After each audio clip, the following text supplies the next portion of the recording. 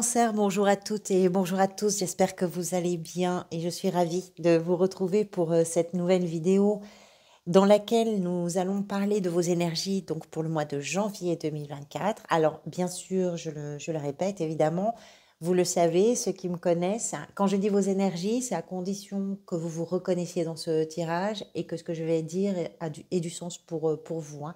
Si ce n'est pas le cas, j'en suis désolée, mais ce sera peut-être pour une prochaine fois. Merci d'être là, merci pour votre patience, pour tous ceux et toutes celles qui attendaient cette vidéo qui sort un peu plus tardivement que ce qui était prévu. Merci pour votre bienveillance également. Et quel que soit le moment où vous regarderez cette vidéo, je vous souhaite pour certains et certaines de belles fêtes de fin d'année et pour d'autres, et pour tous, pas pour d'autres, pour tous, un très très bon début d'année 2024. Allez, on va parler d'abord des arcanes majeures. Vous avez le diable. C'est la carte qui était venue lors de votre tirage semestriel. Elle est importante et elle est très intéressante dans votre tirage parce qu'elle fait pour moi face au pape qu'on trouve ici, en arcane majeure. Donc le diable représente une énergie peut-être dominante, peut-être ressource, peut-être récurrente, on va voir ça, et une sorte d'énergie un peu comme un fil conducteur durant votre mois de janvier, si bien sûr tout ça a du sens pour vous. Arcane majeure, vous avez le pape en face de ce diable, donc c'est vraiment très intéressant dans la position de ce qui est peut-être en train de se manifester dans votre existence, la tour dans ce qui a peut-être précédé et la force dans la sphère professionnelle. Des épées, des bâtons, des deniers, des coupes, donc tous les arcanes mineurs sont représentés, ce qui fait quelque chose d'assez équilibré. Allez, on va commencer par parler de ce diable. Vous le savez, le diable est associé à des notions d'impulsivité, d'excès, d'addiction, de sexualité, de dépendance affective, de dépendance, quand on parle d'addiction, de dépendance comportementale, peut-être parfois à certains produits. Tout ça nous explique qu'il y a tout un conditionnement qui favorise le doute, qui favorise la limitation de la pensée, la limitation de l'audace, la limitation de tout un tas de choses. Puisque le diable, en réalité, ce sont des choses que vous avez normalement, vous, mises en place et qui vont conditionner votre façon de penser, votre façon d'acter, votre façon de prendre vos décisions, etc., etc. Que ce soit par le biais d'une emprise, que ce soit par on va dire, la non-retenue de vos excès, quels que soient les excès, que ce soit parce que vous réagissez sur l'impulsivité et que ça va un peu trop loin par moment, tout ça ne fait qu'entretenir le doute, ne fait qu'entretenir la peur, ne fait qu'entretenir un manque de liberté.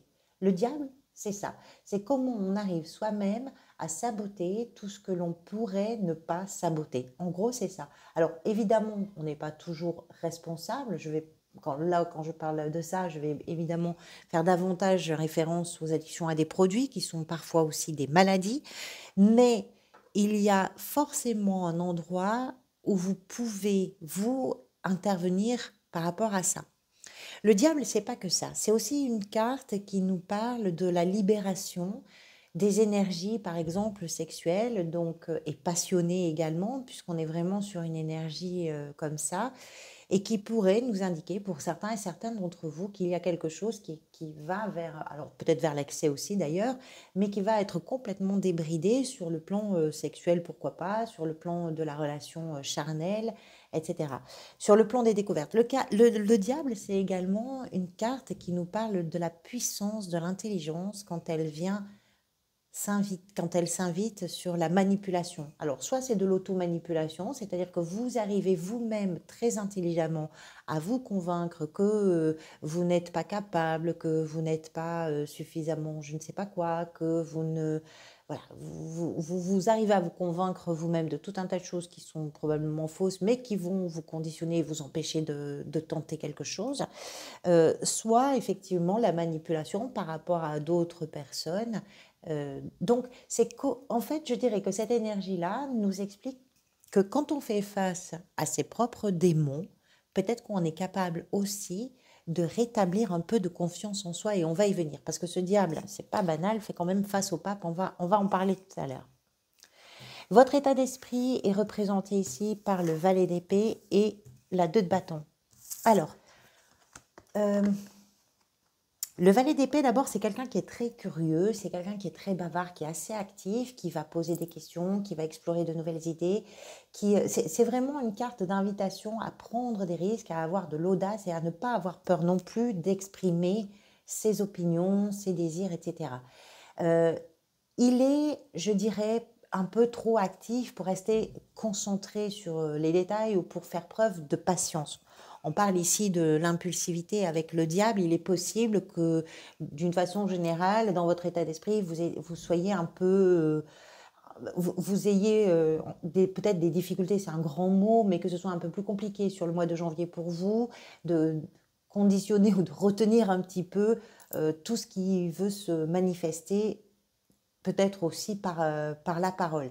Il y a de la précipitation, il y a... Voilà. Alors, quand c'est un peu trop précipité, ce valet peut paraître un peu arrogant ou il peut avoir des mots qui vont être blessants. Et il peut aussi être impatient. Mais ce qui est important pour lui, c'est qu'il a envie d'avoir des réponses, c'est que c'est quelqu'un qui a envie de faire quelque chose, d'arriver à faire quelque chose qui est capable aussi de se former. C'est quelqu'un qui va utiliser tous les moyens de communication nécessaires pour arriver à trouver des réponses aux questions qui se posent, et particulièrement ce qui vous concerne peut-être si ce sont en plus des questions d'avenir, parce que ce valet est accompagné d'un 2 de bâton, et le 2 de bâton est vraiment un personnage qui est en train de, on va dire, d'observer le territoire qui s'offre à sa vue et qui est un territoire d'exploration possible. Alors, la, l'envie d'avoir des réponses, la quête, je dirais, de réponses, la quête de réponses vraies en plus. On n'est pas sur une simple question de je cherche des réponses à mes questions. Non, on a besoin de vérité. On a besoin de se dire aussi peut-être des vérités. C'est peut-être ça. Tout ça concerne, ou en tout cas tout ça est un peu effervescent si on parle de votre avenir, parce qu'il y a possiblement pour certains et certaines d'entre vous un choix d'avenir très important. La 2 de bâton, c'est ça. Je me trouve face à quelque chose que je ne connais pas, que j'ai envie d'explorer, mais avant de me lancer dans l'exploration, je vais prendre le temps de réfléchir à la destination, au chemin que je vais prendre et au choix que je vais faire. C'est un peu ça. Donc, beaucoup de discussions. Pourquoi pas aller se former à quelque chose. Pourquoi pas des échanges parfois un peu virulents aussi, pourquoi pas, par rapport à une question d'avenir très importante pour vous. Et ça peut être aussi des discussions vraiment à bâton rompu, hein. On peut parler jusqu'au bout de la nuit parfois avec certaines personnes. Mais ça peut être aussi des discussions avec vous-même, parce que vos choix d'avenir peuvent être confrontés d'abord à vos conditionnements, à vos peurs, à vos doutes essentiellement. Suivant votre situation, ça va résonner plus ou moins différemment, évidemment. La tour représente ce qui s'est possiblement manifesté avant d'en arriver là, j'allais dire. Alors, cette tour représente plein de choses. D'abord, on le voit, ce sont des chamboulements, ce sont des explosions, ce sont des choses qui arrivent d'une façon un peu soudaine, des changements qui peuvent être soudains, qui peuvent être parfois aussi brutaux, qui viennent véritablement tout changer. Ça peut être ça, c'est-à-dire que quelque chose s'est passé dans votre existence, dans votre parcours, pas forcément des choses dramatiques, mais quelque chose s'est passé qui a de façon très significative changé la donne pour vous, vraiment. C'est plus pareil qu'avant parce que vous étiez peut-être lancé dans une direction avec des convictions, vous aviez bien assis votre pensée, etc. Et puis, eh bien, tout d'un coup, ça a été ébranlé par une information, par une découverte, par une rencontre, par quelque chose qui fait que ça n'est plus pareil qu'avant et donc ça a été complètement déstructuré.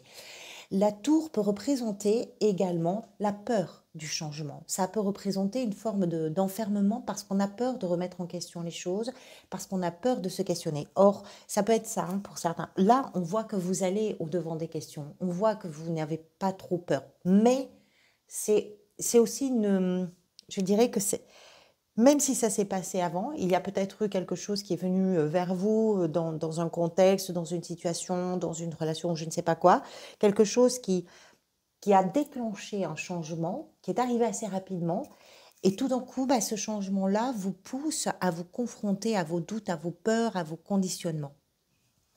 Et ça vous pousse aussi à prendre conscience que quand on réagit de façon un peu impulsive, on n'amène pas forcément des choses intéressantes sur la table.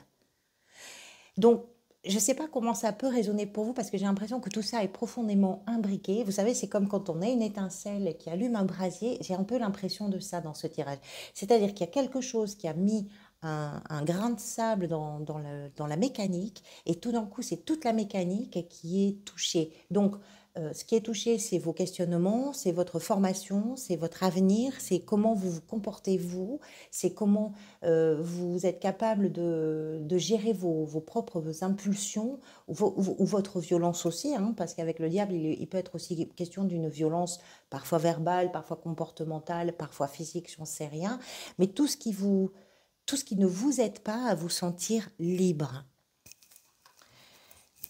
Ce que vous voulez, c'est représenter ici par la 7 de denier, qui est une carte de patience, qui est une carte d'attente également, puisqu'elle représente ou elle symbolise la réflexion que l'on peut avoir, que l'on peut porter sur, pourquoi pas des choix financiers, sur des choix professionnels, puisqu'on est avec les deniers, mais sur aussi ce qui est important pour vous.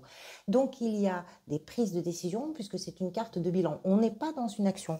Que ce soit la 2 de bâton ici, les 2 valets ici, dont il est question, on sent que vous êtes sur une période qui est avant l'action.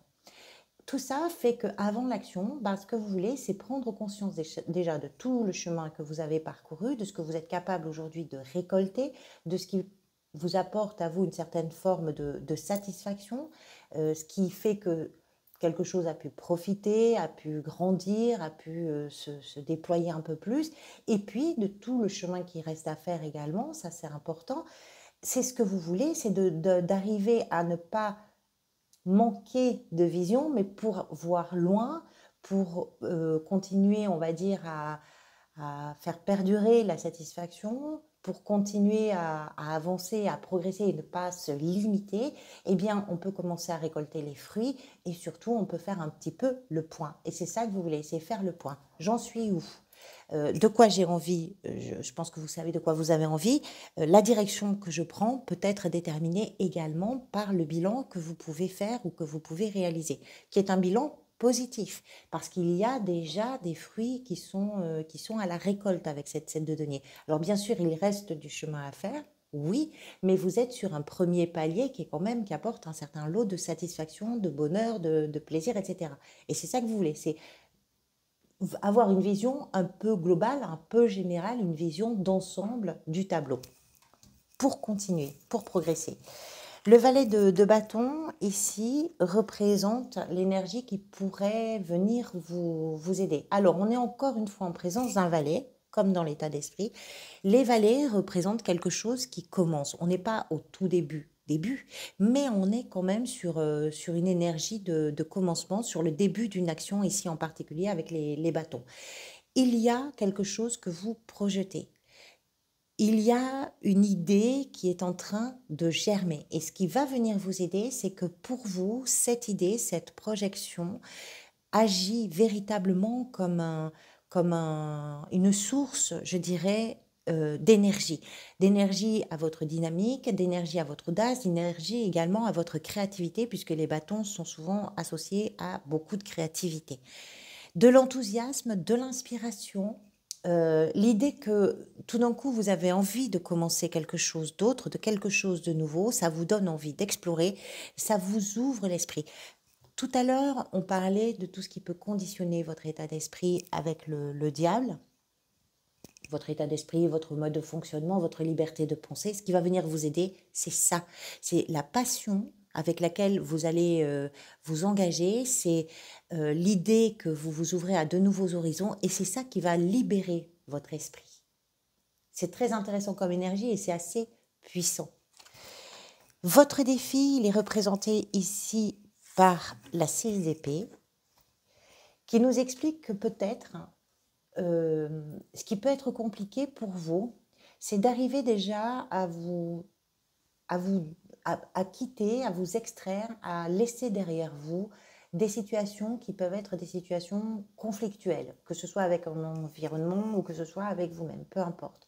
c'est d'arriver à quitter ou à laisser derrière vous, à ne pas avoir peur, voilà, ne pas avoir peur de laisser quelque chose qui, alors que vous êtes quand même sur une période de récolte, de décision aussi, pourquoi pas, de projection, d'arriver à vous libérer de tout ce qui vous, de tout ce qui représente du tumulte, du stress, de l'angoisse, de la discussion stérile, des disputes, pourquoi pas, des conflits, etc.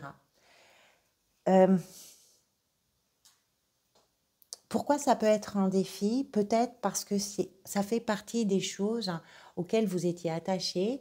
Vous savez, parfois, on vit des choses qui ne sont pas forcément agréables, mais on est habitué à ces choses-là et on a l'impression que si on y met un terme, on va être perdu parce qu'on est habitué. Et vous êtes en train d'ouvrir de nouvelles fenêtres. Je ne sais pas comment ça peut résonner pour vous, mais si ça vous parle, c'est comme si vous étiez en train de vous projeter. Vous savez qu'il y a encore du chemin à faire, mais vous êtes en train d'ouvrir de nouvelles fenêtres. Cette fenêtre-là, vous l'avez fermée il y a possiblement longtemps.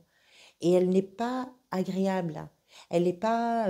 C'est une forme d'instabilité, y compris dans la communication, que ce soit avec un environnement, encore une fois, ou avec vous-même. Et c'est ça qui est peut-être un peu un défi pour vous sur le mois de janvier. C'est comment vous coupez ce cordon-là. Comment vous vous éloignez de ça. On va y revenir après parce on va continuer. La force dans la sphère professionnelle, qui est une carte qui nous parle effectivement de votre détermination, qui nous parle de votre ténacité, de votre volonté, de votre sang-froid. La force dans le domaine professionnel, et ce, quelle que soit votre situation, que vous soyez dans une activité, à la recherche d'un emploi ou dans la gestion du quotidien, nous explique que même le travail le plus ardu, ça ne vous fait pas peur.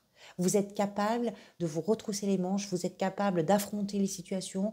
Il n'y a pas grand-chose là qui peut vous arrêter dans la sphère professionnelle, dans votre recherche d'emploi ou dans votre gestion du quotidien. Vous n'avez peur de rien. Je pense que si par exemple on se dit que là vous êtes en train de réfléchir à des questions d'avenir professionnellement, peut-être que vous êtes en train de vous former, mais peut-être aussi que vous avez beaucoup de doutes, vous faites face. Et il n'y a pas grand-chose qui vous... Parce que vous faites face, parce que vous êtes complètement mu et soutenu par une énergie créative, par une énergie débordante, pétillante, enthousiaste, passionnée. Rien ne peut vous résister. Rien ne peut vous résister. Et vous ne reculez surtout devant rien. C'est très puissant comme énergie. La 9 de bâton représente ici la sphère sentimentale. Alors, on peut parler effectivement d'une relation amoureuse, on peut parler d'une relation familiale, amicale, etc. C'est une carte de fatigue. Alors, qui nous explique plein de choses. D'abord, qu'on est fatigué, oui, mais qu'on a encore l'énergie de se battre, l'énergie d'avancer, l'énergie de se maintenir, de défendre quelque chose, de résister à une situation, l'énergie de, de tenir bon. C'est un peu ça, la 9 de bâton. Alors, il est possible que peut-être dans une relation ou dans vos relations en général, vous soyez plus ou moins mis à l'épreuve et mis à l'épreuve, vous ayez besoin de défendre quelque chose qui vous permette d'aller au bout de vos engagements, au bout de vos responsabilités, au bout de vos choix et au bout de ce que vous voulez faire. Mais il y a là quelque chose qui nous parle d'une fatigue psychologique et d'une fatigue aussi physique. La 9 de bâton, c'est pas simplement la fatigue. C'est aussi l'idée que quand on prend les choses trop à cœur, on développe une forme de paranoïa et que tout ça n'est jamais très bon. Tout ça va venir renforcer le sentiment de fatigue et d'épuisement que vous pouvez peut-être certains et certaines éprouver, possiblement. Je dirais que le défi ou le challenge de cette carte, c'est que vous êtes sur la dernière étape avant d'arriver là où vous avez envie d'arriver, dans une relation ou dans vos relations. Donc vous savez que quelque chose est tout près de vous, que vous êtes vraiment pas loin d'atteindre ce que vous voulez atteindre. Vous sentez qu'il faut tenir bon, vous sentez qu'il ne faut pas abandonner. Mais il y a quelque chose qui est un peu fatigant, qui est un peu déstabilisant parce que ça vient à la fin de quand même d'une période un peu longue possiblement. Et une période durant laquelle vous vous êtes peut-être senti, je ne sais pas comment vous auriez pu vous sentir attaqué, mais en tout cas où vous avez senti il faut se défendre, il faut tenir bon, il faut tenir la garde, il ne faut pas lâcher l'affaire parce que sinon ça serait vite fait que quelque chose intervienne d'une façon ou d'une autre. Donc une carte de défensive, mais aussi d'énergie à je vais tenir bon. Ce qui est peut-être en train de se manifester. Et là, c'est très intéressant. Par rapport au diable, c'est représenté ici par le pape, qui nous parle que ce qui est peut-être en train de se manifester, c'est... alors, le pape représente la foi d'une façon très large et très générale. Religieuse, pas religieuse, là, ça vous appartient, c'est votre histoire personnelle. La foi dans ce que vous croyez, la foi que vous portez à vos capacités, la foi que vous avez déjà en vous-même. Si vous croyez en vous, vous pouvez atteindre un niveau un peu plus grand que vous. Il y a quelque chose comme ça avec cette carte. À partir du moment où on croit, on apprend, on transmet, on reçoit des enseignements, on partage et on atteint. Alors, oui, bien sûr, on a quelque chose d'un peu sacré et d'un peu spirituel avec cette carte. Mais il est question de ça. C'est-à-dire que quand on est capable d'affronter ces démons, on découvre aussi qu'on peut avoir foi en soi pour atteindre quelque chose d'un peu plus grand que soi. Ce vers quoi vous allez peut-être à la fin du mois, les deux cartes sont venues, c'était un peu intriguant, j'ai failli la recouvrir avec une troisième carte, mais j'ai choisi de ne pas le faire, on verra au mois de février. C'est représenté ici par le cavalier de coupe et la 3 d'épée. Alors, le cavalier de coupe, c'est un cavalier qui est en connexion absolue, complète, totale avec ses émotions, avec son cœur, avec ses désirs, avec ses envies, avec tout ça. C'est un cavalier d'émotions, voilà. Alors, qui avance vers les émotions. Et là, ce qu'il nous explique, c'est que l'émotion vers laquelle il avance, c'est une forme d'émotion où on se pardonne quelque chose, peut-être que l'on a fait, peut-être que l'on a ressenti, peut-être que l'on n'a pas suggéré, qui pour vous peut être lié à une blessure émotionnelle, à une humiliation, à quelque chose. Ce 3 d'épée représente ça, ça représente un deuil, ça représente une séparation, ça représente une rupture, mais pas forcément avec quelqu'un, ça peut être le cas, mais ça peut être aussi avec une situation, ça peut être aussi avec des choix que vous avez faits, enfin, essayez d'élargir le plus possible pour que ça puisse évoquer quelque chose pour vous, bien sûr, mais c'est ça, ce vers quoi vous allez, c'est qu'à partir du moment où vous y croyez, à partir du moment où vous faites confiance et où vous sentez que vous êtes capable de vous confronter aux choses, de tenir bon, de vous extraire, de vous éloigner de tout ce qui est stérile, instable, anxiogène, etc., eh bien, ça vous permet de laisser vos émotions, je dirais, réparer quelque part cette blessure, ce chagrin, ce deuil, cette douleur-là. Voilà pour vous, amis Cancer. Merci encore pour votre présence. Je vous retrouverai bientôt sans vous dire quand, parce que parfois la vie nous joue des tours.